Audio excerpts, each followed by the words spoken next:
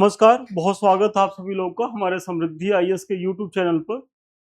और कैसे हैं आप लोग? स्टडी कैसी चल रही है? आज हमारा जो टर्म है वो है हिस्ट्री का। और हिस्ट्री में भी मौर्य काल हमारा टॉपिक चल रहा है, तो अभी मौर्य काल ही देखेंगे। आगे बढ़ने से पहले ये सब आपके इसमें चंदन जीआईसी वाला क्यों लगा है? ये सब यहाँ तो टीजीटी वाला लगना चाहिए। तो जीआईसी तो खैर आप लोग के काम की चीजें नहीं है, वो तो मुख्य परीक्षा के लिए ये बाय मिस्टेक लग गया है। और कल से ये चंदन ध्यान देंगे इसका। तो हाँ, जीडीसी के लिए मेंस आंसर राइटिंग बैच के बच्चे जुड़ सकते हैं। जीडीसी अभी जल्दी ही शुरू हुआ है, कल से ही शुरू हुआ है नया बैच। देखिए हमारे यहाँ क्या है ना कि कई क्लासेस जो है मेंस आंसर राइटिंग की चलती है, जैसे पीसीएस चल रहा है, पीछे मैंने एलटी पूरा कराया था, जीआईसी में चल रहा है ज्योग्राफी, हिस्ट्री और सिविक्स, और इसमें जो है जीडीसी में चल रहे हैं। तो ऐसे में जो बच्चे मुख्य परीक्षा से जुड़ना चाहते हैं, और पीसीएस तो हमारा जो है वो सदाबहार है, क्योंकि हमारा आधार ही यही है। तो पीसीएस में तो हम चलाते ही रहते हैं मेंस आंसर राइटिंग बैच, ठीक है। चलिए, भारत का प्रथम अस्पताल एवं औषधि विभाग का निर्माण किसने कराया था? जल्दी से आप लोग कमेंट करके बताएं। आज अभी लोग जुड़ भी नहीं पाए होंगे, एक्चुअली में थोड़ा सा जब रिदम टूटता है तो दिक्कत होती है। जल्दी से कमेंट करके बताएं। पुष्पा शुक्ला, गुड इवनिंग बेटा। चलो आ गई हो। भारत का प्रथम अस्पताल एवं औषधि विभाग निर्माण कराया था, किसने कराया था? और इसका उत्तर होगा अशोक ने। और इसकी जानकारी कहाँ मिलती है? इसकी जानकारी इसके दूसरे अभिलेख से मिलती है। अपने आप ठीक हो जाती है, जबकि उत्तर सच नहीं है। गर्मी में ज्यादा पसीना आने की वजह से ब्लॉक हो जाता है। इसकी जानकारी इसके दूसरे मुख्य शिलालेख से मिलती है।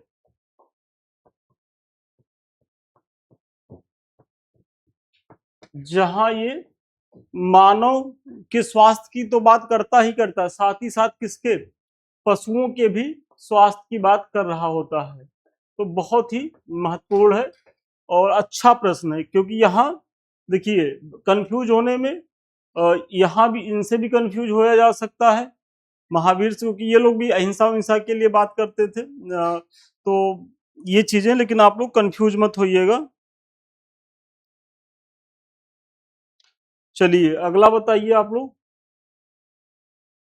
विश्व प्रसिद्ध पर्यटन स्थल सांची का प्राचीन नाम यह भी था।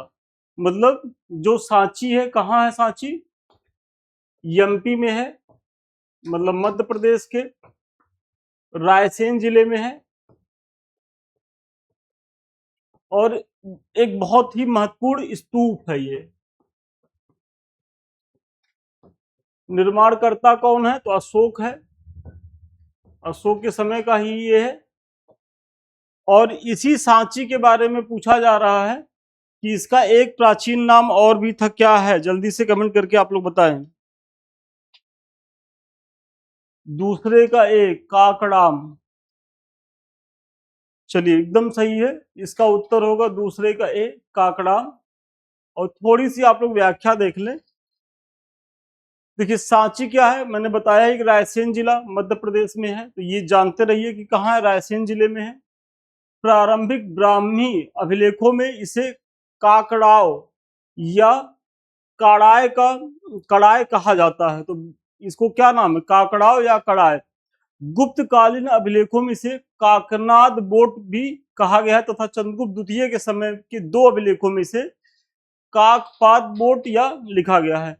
तो आप ये काकना बोट आ जाए, कड़ाय आ जाए, काकड़ाव आ जाए, तो इसका अर्थ है कि ये सांची के बारे में चीजें पूछी जा रही हैं, ठीक है। चलिए, पत्थर पर प्राचीनतम शिलालेख किस भाषा के हैं? जल्दी से आप लोग कमेंट करके बताइए, पत्थर के प्राचीनतम शिलालेख किस भाषा के हैं?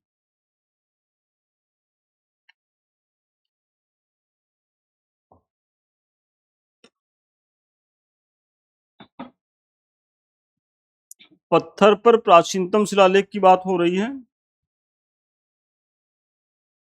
बिल्कुल प्रदीप जी। और अगला अगला बताएं आप लोग, आगे का क्या होगा? पत्थर के प्राचीनतम शिलालेख। पाली है, संस्कृत है, प्राकृति है और ब्राह्मी है। तीसरे का सी बता रहे हैं। एकदम सही है, ये प्राकृत है, ये भाषा है। और अगर यही लिप की बात आ जाए तो लिप होगा ब्राह्मी। तो भाषा और लिप में कंफ्यूज नहीं होना है। अगर लिप की बात आ जाए तो ये ब्राह्मी है, और भाषा क्या है? तो भाषा जो है वो प्राकृति है। ठीक है। जनरली बच्चे प्राकृति ये नहीं ध्यान देंगे और कंफ्यूज हो जाएंगे, वो ब्राह्मी लगा के आ जाएंगे। नहीं, लिपि नहीं पूछा गया, भाषा पूछी गई। तो भाषा क्या है? प्राकृत है। ठीक है। चलिए, वह स्रोत जिसमें पाटलिपुत्र के प्रशासन का वर्णन उपलब्ध है। दिव्यावदान, अर्थशास्त्र, इंडिका, अशोक के शिलालेख। जल्दी से बताइए, 4 नंबर, आसान सा प्रश्न है। अंकुश गौतम से किसका अंकुश सी बता रहे बेटा? ये बताओ पहले आप लोग, जिसका उत्तर लिखिए। खुश रहिए, खुश रहो प्रदीप। आप लोग जिसका उत्तर लिख रहे हैं, 4 का सी, इंडिका। हाँ, ऐसे ही बताना है कि मतलब अगर 4 नंबर का है, क्योंकि बच्चे पीछे से भी बताते हैं तो वो फिर कंफ्यूजन की स्थिति बन जाती है। तो चलिए, प्रदीप सी बता रहे हैं, और लोग भी बताएं।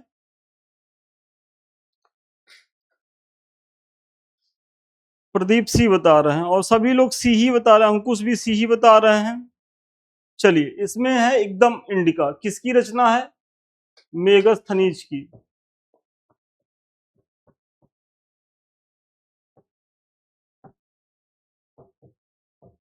किसके समय में आया था? तो चंद्रगुप्त मौर्य के समय में आया था। किसका दूत रहता है? तो सेल्यूकस निकेटर का दूत रहता है। ठीक है। और इसने तमाम जानकारियां दी हैं। पीछे मैंने इस पे क्वेश्चन बताया था कि ये कहता है कि भारत में अकाल नहीं पड़ते, लेकिन वहीं कौटिल्य बताते हैं कि नहीं, अकाल पड़ते हैं। और फिर अकाल के प्रमाण भी मिले हैं सोहगौरव और महास्थान ताम्रपत्र अभिलेख से। ठीक है। फिर ये कहता है कि भारत में दास्ता नहीं थी। कौटिल्य कहते हैं कि दास्ता थी। और कौटिल्य ने कितने प्रकार के दासों की बात की थी? 9 प्रकार के दासों की बात की थी। तो इसकी जो पुस्तक है मेगास्थनीज की इंडिका, तो ये नगर प्रशासन के बारे में भी महत्वपूर्ण जानकारी देती है। और सबसे महत्वपूर्ण जानकारी यही देता है, कहता है कि यहाँ क्या है कि 6 समितियां थी, और प्रत्येक में के कितने कितने सदस्य थे? तो 5 सदस्य थे, जो क्या करते थे? जो नगर प्रशासन का संचालन करते थे। मतलब 6 समितियां थी, 5 सदस्य, मतलब कुल 30 सदस्य जो थे, वो मिलकर के 5 समितियों के माध्यम से नगर, जो पाटलिपुत्र नगर था, उसका ये संचालन करते थे, मतलब वहां की देखरेख करते थे। ठीक है। चलिए,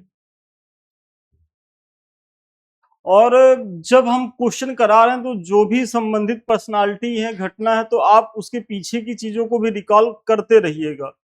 कारण ये है कि इसी तरीके से चीजें याद हो जाएंगी और आप कंफ्यूजन वाली स्थिति में नहीं रहेंगे। नहीं तो जनरली आप लोग जो परीक्षा में कंफ्यूज होके गलत करके आते हैं, वो इसीलिए होता है कि आप जो है आगे बढ़ते चले जाते हैं और पीछे का रिवीजन नहीं करते, और परीक्षा के समय में इस गलतफहमी में आ जाते हैं कि मैंने तो एक बार सब पढ़ा है। लेकिन तो किसी भी चीज को पढ़ने के बाद रिवीजन की बहुत ज्यादा जरूरत होती है। ठीक है। तो आप अगर रिवीजन किए रहेंगे तो आपका फिर जो होता नहीं कि 4 ऑप्शन है, अब इसमें ये 2 तो नहीं होगा, इसी दोनों में है, और कंफ्यूजन वाली स्थिति होती है, तो उससे आप बच जाएंगे। ठीक है। चलिए, अगला बताइए कि बराबर समूह की किस गुफा पर अशोक का अभिलेख उत्कीर्ण नहीं है? अब देखिए, यहाँ क्या है या नहीं है, इसका बहुत ज्यादा ध्यान रखना है। जनरली बच्चे यहाँ से भी गलती कर जाते हैं, वो ध्यान से पढ़ते नहीं है। तो बताइए कि बराबर समूह, ये कहाँ, बराबर की गुफाएं कहाँ है? तो आपको मैंने पीछे बताया है, बिहार में है। और बिहार में भी कहाँ है? तो बिहार का एक जिला है जहानाबाद। ये जहानाबाद, यहाँ पटना है, और नीचे गया है। तो गया और पटना के बीच में ये जिला है और यहीं बराबर की पहाड़ियां हैं और इस पे दो लोगों ने काम किया है, एक तो अशोक ने काम किया है और दूसरा इनका इनका जो है वो पौत्र रहता है दशरथ। और अशोक के बाद अशोक का कोई बेटा मतलब शासक बनता है, इसकी जानकारी नहीं मिलती, क्योंकि दशरथ के बारे में ही जानकारी मिलती है कि अशोक के बाद यही जो है शासक बनता है, मतलब जो पौत्र रहता है। अब इसमें बताना कि कौन सा जो है आप लोग बताएं उत्तर। बिहार जहानाबाद बहुत सुंदर है, जहानाबाद है। अरे आप लोग उत्तर बताएं। ठीक है, दशरथ। हाँ एकदम सही है, मैंने लिखा है दशरथ।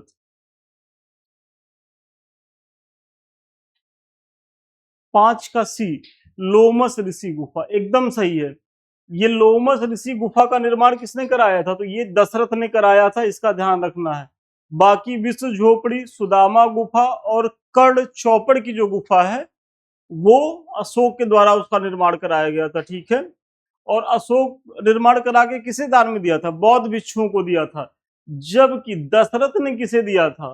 तो दशरथ ने दिया था आजीवकों को। आजीवक एक संप्रदाय है, मैंने पीछे चर्चा करी थी ना, तो उन्हीं को ये दिया था, जिसके नेता कौन है? मक्खली गोसाल थे और उनका कॉन्सेप्ट क्या था? नियतिवाद था। ठीक है, चलिए अब इसको बताने की जरूरत तो नहीं है। सारनाथ से प्राप्त अशोक के स्तंभ पर कौन सा प्रश्न जो है उत्कीर्ण नहीं है? तो नहीं है, बताइए। आप लोग को पता ही है कि जो सारनाथ का स्तंभ मिला है वही हमारे देश का चिन्ह है, राष्ट्रीय चिन्ह है हमारा वो। तो उसमें विभिन्न पशुओं का अंकन है, लेकिन एक पशु नहीं है। तो बताइए कौन सा पशु इसमें नहीं होगा? हाँ, मक्खली गोसाल प्रदीप, सही आप कह रहे हैं, एकदम सही कह रहे हैं बेटा।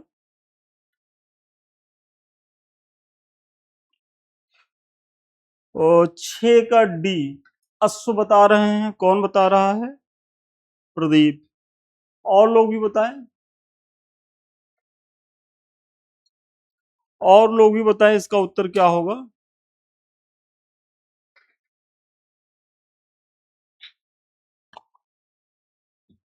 सोनी सी बता रही हैं। अच्छा, इसमें जो है सोनी हाथी बता रही हैं और कोई डियर भी बताया है। ये कौन बताए हैं? शोभित शुक्ला। तो इसमें तो यानी कि सोचिए आप लोग अपने राजकीय चिन्ह में ही कंफ्यूज हो गए, ये तो बड़े शर्म की बात है आप लोगों के लिए। और थोड़ा सा अगर हम इतना कह दे रहे हैं तो इतनी हमारी लिबर्टी होनी चाहिए एज ए शिक्षक के नाते कि बताइए, अगर आप आईएएस आईपीएस बनेंगे या डिप्टी एसपी बनेंगे तो एक समय के बाद आपको लाट मिलेगी और उसी के बारे में भूल गए हैं, तो ये तो गलत बात है। इसमें होगा अशोक के कौन सा नहीं है, तो इसमें उत्तर होगा हिरण। इसका उत्तर होगा 6 का बी, हिरण इसमें अंकित नहीं है। ठीक है, चलिए थोड़ा सा अब इस पे हम जान लेते हैं कि आप लोग कंफ्यूजन की स्थिति में रहेंगे, थोड़ा सा इसको डिटेल से देख लेते हैं। सारनाथ से प्राप्त अशोक के स्तंभ पर क्या है? हिरण नहीं उत्कीर्ण है। ठीक है, सारनाथ के स्तंभ का सिंह शीर्ष सर्वोत्कृष्ट है और यही सिंह शीर्ष क्या है? हमारा राजकीय चिन्ह है, जिसमें 4 शेर चारों दिशाओं में पीठ सटा करके हैं। 3 शेर तो दिखाई देता है, आप कहेंगे सर 4 कहाँ है? तो एक पीछे भी है, तो चारों दिशाओं का को क्या है? तो चारों दिशाओं का रिप्रेजेंट करते हैं ये चारों शेर। ठीक है, 4 दिशाओं में, और ये भारत के संप्रभुता के भी प्रतीक हैं। इसके फलक पर 4 सजीव सिंह पीठ से पीठ सटाए हुए तथा चारों दिशाओं की ओर मुंह किए दृढ़ता पूर्वक बैठे हुए, वही जो मैंने अभी बताया है। सिंहों के मस्तक पर क्या है? तो महाधर्म चक्र स्थापित है, जिसमें मूलतः कितनी तीलियां हैं? तो 32। ये भी याद रखिएगा कि 32 तीलियां हैं। जो महाधर्म चक्र है उसमें 32 तीलियां हैं और सिंह के नीचे 4 चक्र बने हुए हैं, जो धर्म चक्र परिवर्तन के प्रतीक हैं। इसी पर 4 पशुओं, गज, गज माने क्या होता है? हाथी। अश्व माने बैल, अश्व माने घोड़ा और बैल तथा सिंह की आकृति है, तो हाथी, घोड़ा, बैल और शेर की आकृति है, हिरण इसमें नहीं है। अब तो आप लोगों का क्लियर हो गया होगा। चलिए 7 नंबर, निम्न में से कौन सी लिपियां अशोक के अभिलेखों में प्रयुक्त की गई हैं? तो अशोक के अभिलेख आप लोग को पता ही होगा कि उसकी सीमा कोई तरीके से निर्धारित करते हैं और जहां तक उसकी सीमाएं वहां वहां अभिलेख मिले हैं। तो ऐसे में चूंकि मौर्यों की सीमा प्राचीन काल में ही नहीं, अगर देखा जाए तो आधुनिक भारत में अंग्रेज ही जो है उतनी बड़ी सीमा बना पाए थे, नहीं तो मौर्यों की सीमा का मुकाबला फिर न तो गुप्तों के द्वारा किया जा सका, न तो आगे चल करके अकबर के द्वारा ही किया जा सका, जितने बड़े भूभाग पर मौर्यों का साम्राज्य था। ठीक है, तो ऐसे में जब बहुत बड़े भूभाग पर साम्राज्य रहेगा तो क्या होगा कि लिपियों में परिवर्तन भी दिखेगा। तो इसीलिए अशोक की लिपियां, अशोक के जो अभिलेख है कई लिपियों में पाए गए हैं। तो आपको इसका उत्तर देना है कि क्या होगा। अंकुश ए बता रहे हैं, सत्येंद्र ए बता रहे हैं, सत्येंद्र भी ए बता रहे हैं, और लोग बताइए।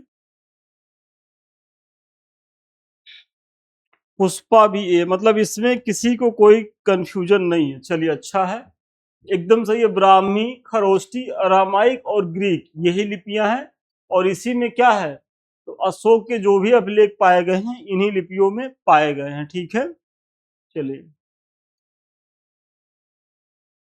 और यदि अशोक के अभिलेखों को पढ़ने का श्रेय किसे जाता है, तो 1837 ईस्वी में किसने पढ़ा था, जेम्स प्रिंसप ने पढ़ा था। मतलब पढ़ने का श्रेय किसे है, 1837 ईस्वी में जेम्स प्रिंसप को। सन 1750 ईस्वी में सर्वप्रथम अशोक स्तंभ का पता किसने लगाया था, जल्दी से बताइए। और पीछे वाला प्रश्न का तो उत्तर ही आ गया यहाँ, आप लोग बताएं इसका उत्तर क्या होगा।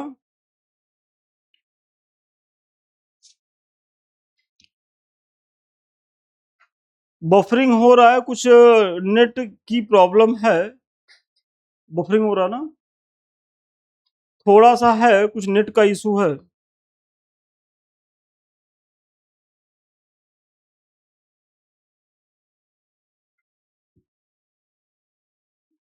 तो इसमें आप बताइए, सन 1750 ईस्वी में सर्वप्रथम अशोक स्तंभ का पता किसने लगाया था, कमेंट करके बताइए। हाँ पुष्पा एकदम सही कह रहे हो बेटा, नेटवर्क प्रॉब्लम है। और चलिए हम अपने भी आपसे बता दे रहे हैं क्योंकि चीजें रुक जा रही हैं। क्या हुआ, उसको बुलाओ। 1 सेकंड रुकिए, थोड़ा सा दिखवाते हैं।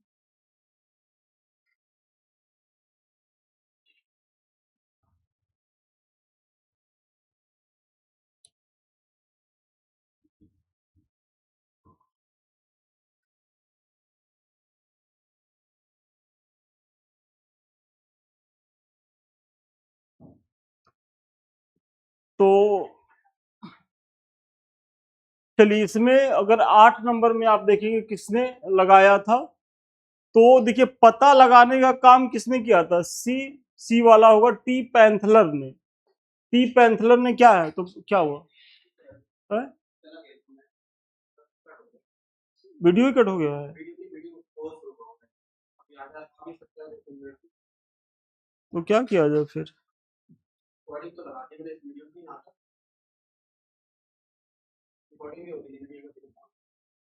रिकॉर्डिंग हो रही है ना, तो चलते रहे ऐसे। पूरा वीडियो रिकॉर्डिंग डालोगे, ठीक है। तो इसका क्या था, इसका उत्तर होगा टी पैंथलर। देखिए पता इन्होंने लगाया था, टी पैंथलर ने।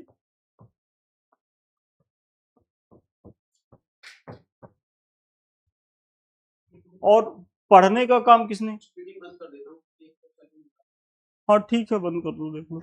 और इसको जो है पढ़ने का काम किसने किया था, तो जेम्स प्रिंसप ने किया था, मैंने पीछे ही बताया है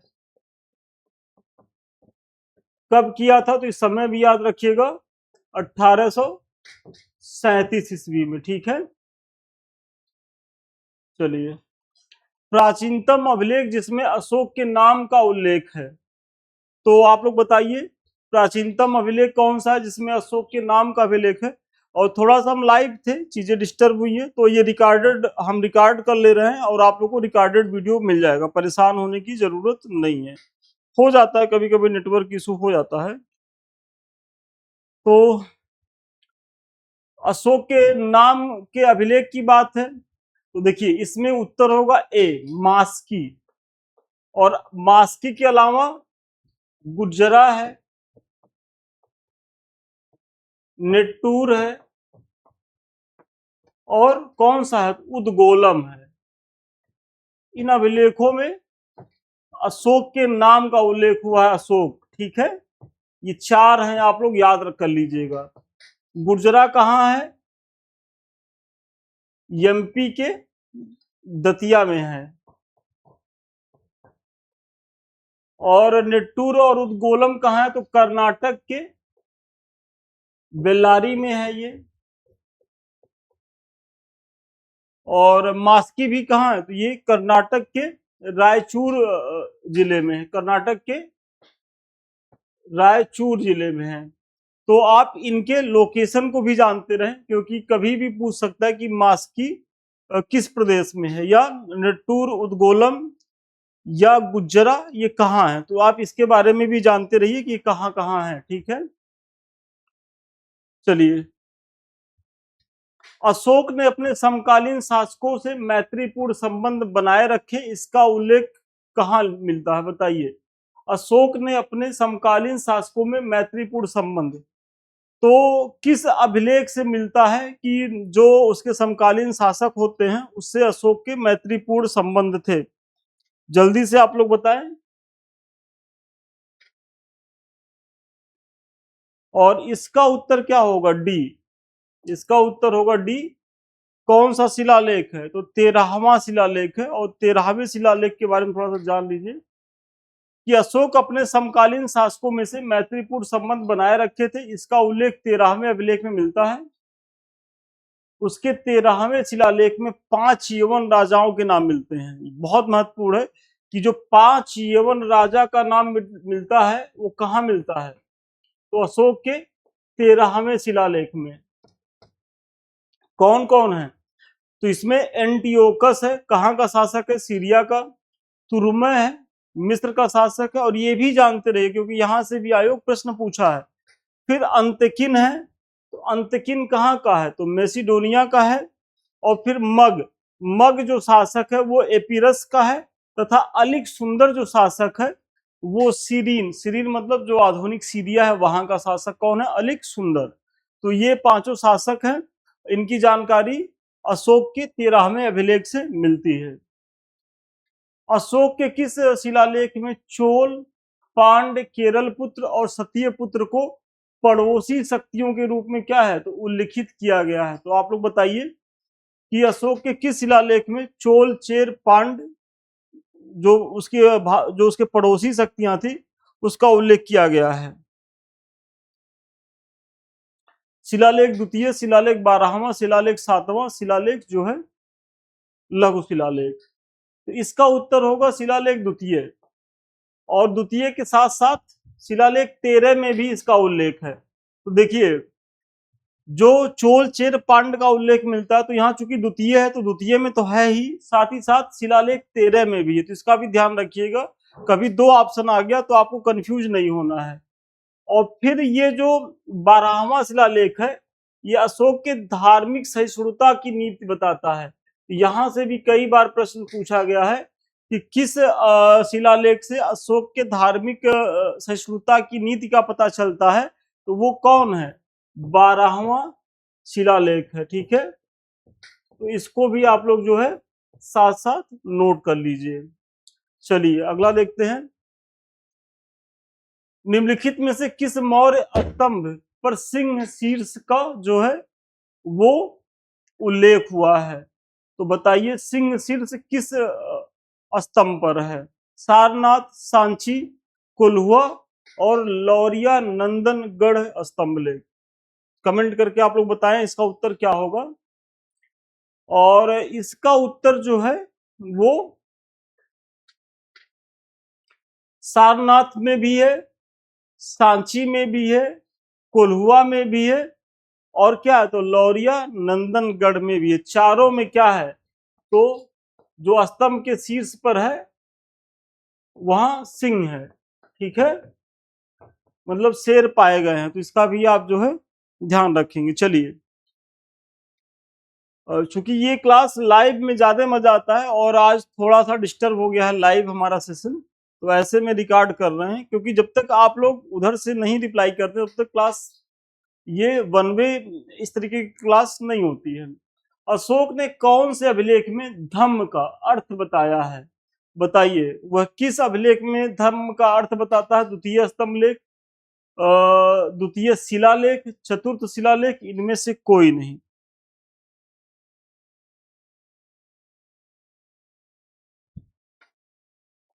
13 नंबर का बताइए, 13 नंबर का उत्तर क्या होगा? और इसका उत्तर होगा द्वितीय स्तंभ लेख, शिलालेख नहीं है, कंफ्यूज मत होइएगा। द्वितीय स्तंभ लेख में अशोक क्या है धम्म का स्वरूप बताता है, मतलब वो कहता है ना कि किम चू धम्मे, तो धम्म के बारे में कहता है कि अपा सिन्वे बहु के आने दया दाने सचे सूचे माधवे साधवे च। और यही अशोक क्या कहता है कि जो उसका धर्म है वो पुराण पकिति है।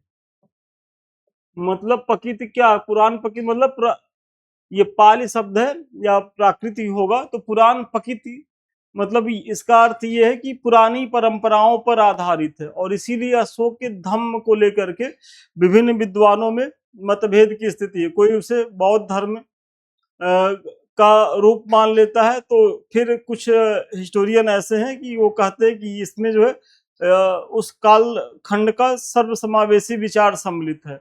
और ये सही बात है कि आप देखेंगे अशोक के धम्म में आप देखेंगे तो बौद्ध धर्म की भी अच्छी बातों को लिया गया है, जैन को भी अपनाया गया है, फिर उपनिषदों की धारा को भी अपनाया गया है। तो इसीलिए अशोक एक ऐसा धार्मिक आधार तैयार कर रहा था कि जो इसमें सभी धर्मों का मेन मेन पॉइंट जो है, जो अच्छी बातें हैं वो उसमें आ जाए, ठीक है। श्रीलंका के उस राजा का क्या नाम है जो अशोक के समकालीन थे? तो इसमें आप देखेंगे कि अशोक के जो समकालीन राजा है वो देवनामपीय तिस्य हैं। और इन्हीं के समय में क्या है तो श्रीलंका, इनका जो बेटा है महेंद्र है वो जाता है।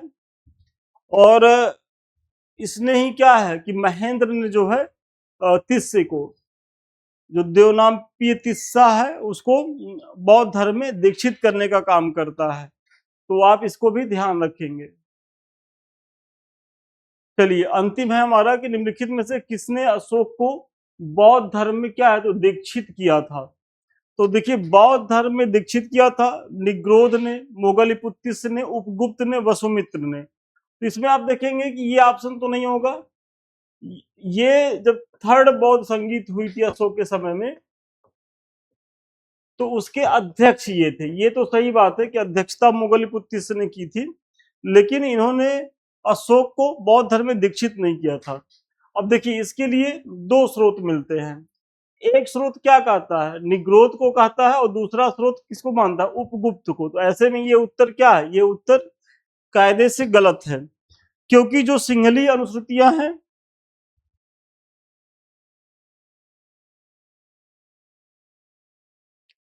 तो सिंहली अनुश्रुतियों में आप किसको मानेंगे, दीपवंश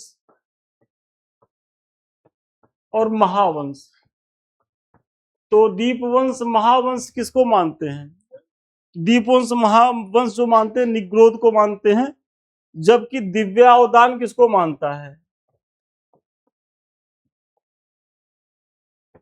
दिव्यावदान जो है मानता है किसको, उपगुप्त को मानता है। तो ऐसे में अब आप कहेंगे कि सर आपने गलत प्रश्न क्यों बनाया, तो इसलिए ताकि आपका कंफ्यूजन यहाँ आप गलत कर जाइए, और वैसे भी आप गलत नहीं होंगे, निग्रोध या उपगुप्त में से कोई बताएंगे तो भी सही है, क्योंकि इसमें डाउट है।